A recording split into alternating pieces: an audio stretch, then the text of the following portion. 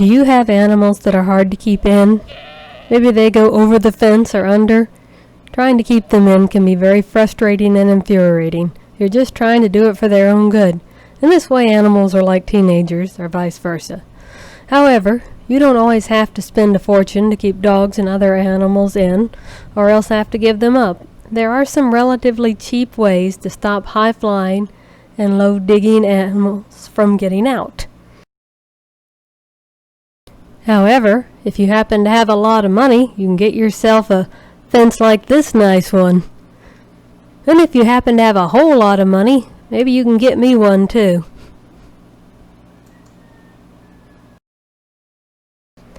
Electric wire is often used, but that's not always practical because it has to have a power source and make a complete circle, and the area has to stay clear of brush and weeds and such, so it doesn't get shorted out all the time. So I'm going to talk about alternatives to electric fence wires. First, to talk about stopping animals from going over the fence. You can use barbed wire in some cases. There are much cheaper ways to extend the fence poles than barbed wire arms or extra long T-posts. Rebarb can work. Just wire it really well to the top of the T-post to extend them to hold up the barbed wire. I've found it's even better and cheaper to use cut-up metal conduits. With those, I can drill holes toward the bottom to help wire them securely to the T-post, and drill more up top to put the wire through and better hold the barbed wire in place. They are also usually cheaper than rebarb, but not as strong. If you don't need the pole strong, you can even use plastic PVC pipes to hold up extra fencing. You will still need very strong posts to attach each end of the barbed wire and be able to stretch it well, but the extender poles in between don't need to be nearly as strong. Barbed wire isn't always a good option.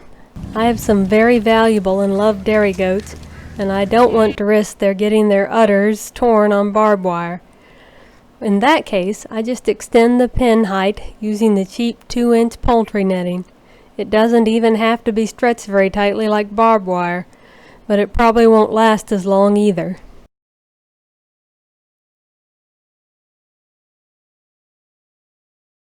I've had some success keeping my chickens and other poultry out of my garden by extending the fence height with old chain-link fence poles and plastic netting fence material.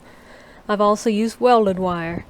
I don't usually recommend using welded wire because it comes apart too easily, but since I'm only trying to keep chickens and guineas and such from going over, I don't need it that strong, and it lasts longer than plastic fence.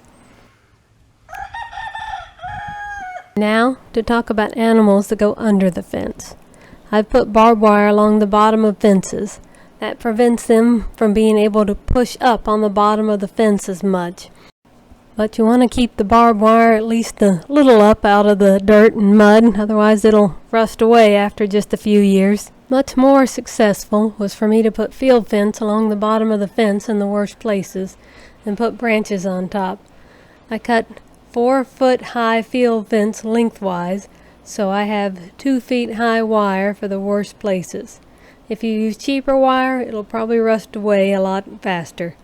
But field fence, like I use a lot of to fence off the whole property, isn't terribly expensive, at least not like chain link fence wire or horse fence, and it lasts a pretty good long time. Some dogs are small enough to go through wire, at least while they are young. That can be stopped by making their necks bigger. I've had some success putting a strong plastic bottle on the collar to make their neck bigger, and it might work even better to put one on a harness. This can also make it more difficult for dogs to squeeze under the fence.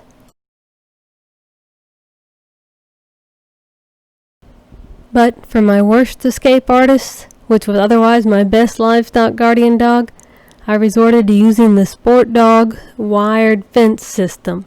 Unlike with electric wire, I didn't have to worry about having the fence line clear.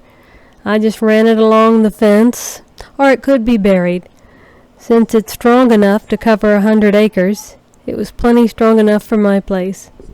For this fence, the dog wears a special collar, and when the dog wearing the collar gets too close to the fence, the collar will give it a little shock, Now this collar gets muddy a lot and dirty, and yet it keeps on working. Yeah, later on I'll try to do a video just on the sport dog fence and how I set it up and how it works. But hopefully all these tips will do you some good and help keep in animals that don't want to be kept in.